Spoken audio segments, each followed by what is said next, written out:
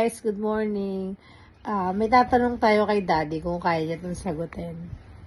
Yes. Ayan. Eto, may tanong kami sa'yo. May dalawang mag-asawa. Kuba. Nanganak sila, babae at lalaki. Kuba din. Yung anak ng lalaki, kuba.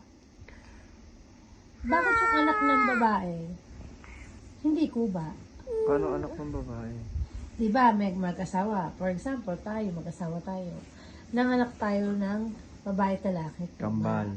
Hindi rin kambal. Sige, pwede sabihin kambal. Kuba.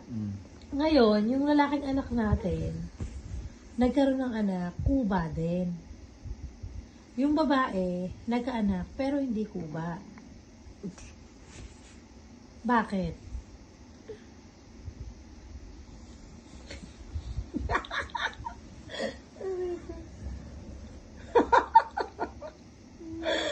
Good morning, everyone!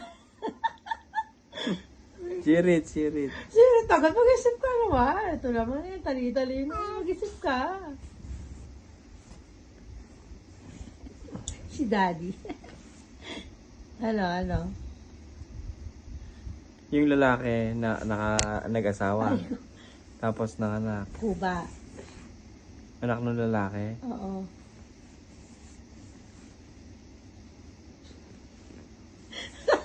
Ba, hindi ko alam. Chirit. Nyo na lang kung anong sagot niyo ha mga mamshi. Yung part 2, isusunod natin. Mag-comment lang kayo. Thank you! Bye-bye!